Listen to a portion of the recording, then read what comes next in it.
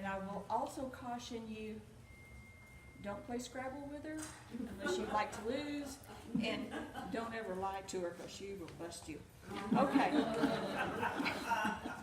But officially, Billie Houston. She's an award-winning author of 4 books of poetry and more than 20 novels. Her lifelong affair with reading started in grade school. And after she had read all of the books the school librarian would allow her to have access to, her father took her to the public library and got her most prized possession, which was a public library card.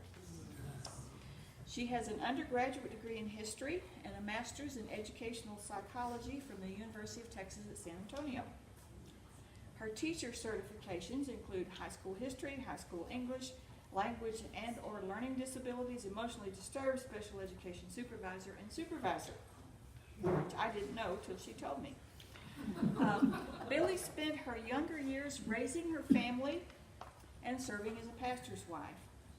After that, she taught special needs children in the Southwest School District until her retirement in 1992. Billie has 2 sons and 1 daughter, 8 grandsons and 1 granddaughter, and 3 great-grandchildren, 2 boys and 1 girl. So let's just welcome my mom, Billie Houston.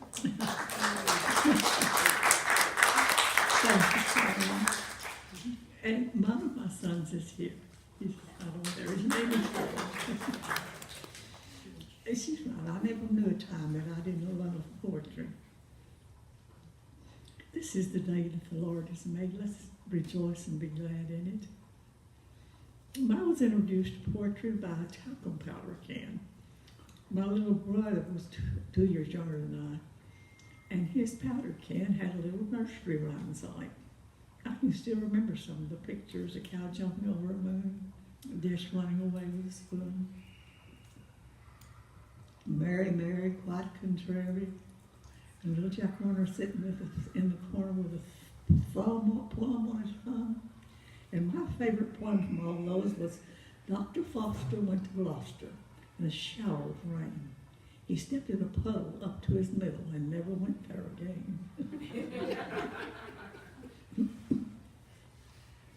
I began writing poetry when I was in the 2nd grade. Well, it wasn't poetry, it was rhyme, it was verse. And nobody paid much attention but my mother, and she thought it was wonderful. She'd corner neighbors and family members and say, oh, look, my daughter wrote a poem. My daughter wrote another poem. I'm sure they were happy to hear that. There are so many definitions for poems, and one of them is Hebrew poetry. It doesn't rhyme like our poetry does.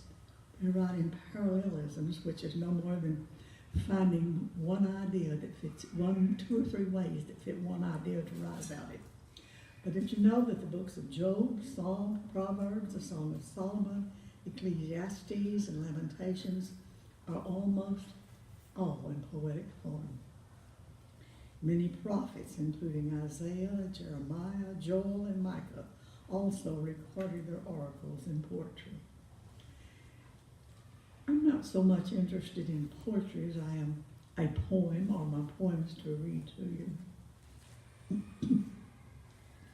I would like to say that moving poems, poems that really speak to you, are not written from anything but the very most honest of your emotions. You can't fool people who read poetry. You have to put yourself out there and say what you think and how you feel. So I'm going to read you some of my poems. This one is called Halfway. Meet me, he said, at the close of day, near the fork of the road that's half the way between your house and my abode. Meet me tonight near the fork of the road. So shy was I then, a bashful child. He was bold as the wind and twice as wild.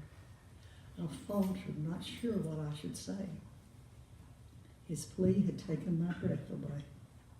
Thank you. Stammering, I felt my cheeks grow red. Closing my eyes, I bowed my head and whispered, oh no, that wouldn't be wise. then lifted my chin and opened my eyes and studied his handsome, smooth young face, looking for some sign, some trace of mockery, jest, or ridicule, to prove to me that I was a fool. I must have been to even think about waiting till dark, then slipping out to rendezvous with such as he. Where must my mind, my senses be? Please, he implored, and don't be late. I nodded, he smiled. And it's a date? I wondered then, and do to this day, what would have happened had I met him halfway. Anytime you have questions. Okay, thank you. Just like you're eating it. Okay. Anytime you have questions, just feel free to ask or comments. That's fine. Was that one autobiographical? No. Although so many of them are poems are based on either something I like or some experience I've had. It might not be that experience, but I got the idea for the poem from that. This one is called Dust Devil. I grew up in West Texas, and I don't know if you've ever seen a dust devil or a whirlwind. That's what this one is about. Across the arid landscape, a dust devil springs to being, a minor devastation, reeling, revolving, fleeing, across the dry grass to the underbrush, with a swiveling twist and a mighty rush, spiraling ever upward, growing as it travels, violence and miniature, until the coil unravels. Then the phantom escapes the helix bare, and the dancing dervish fades into filler air. This one's called Cats. I love cats. I had one for a long time. And after, her name's Mama Kitty, and after she died, I just never could want another cat again. But I do love them, and I think that they are just such beautiful creatures and such independent creatures. I said I had owned a cat. I don't think anybody ever really owned a cat. It doesn't work that way. The name of this one is Cats. I like cats because they spread their paws, then make their own rules, bare their claws, and refuse to suffer fools. I like cats even though from experience I know they will hang out all night with a life that is low in an alley and fight. I like cats. They purr a soft, motor-idling whir, yawn and stretch a mile, then roll to a ball of fur to catnap for a while. I like cats. Feline propriety, jeweled eyes, whispered notoriety, rough-tongued, arched-back contradictions, misfit in polite society, and pious as benedictions.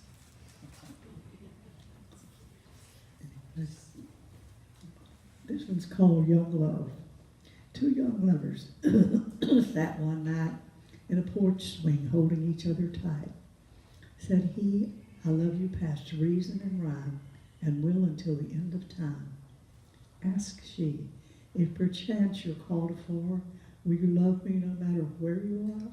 He replied, even on hurled into space, I will hold you in my heart's embrace. Shyly she questioned, when I'm old, gray and old, will your heart still be mine to hold? He drew her closer and hastened to say, I'll love you in December as I do in May. She fluttered her lashes and asked on a sigh, and what if, in the by and by, I grow fat, expand in size? The young man, with a gleam in his eye, assured her each pound he would treasure. He would love every inch beyond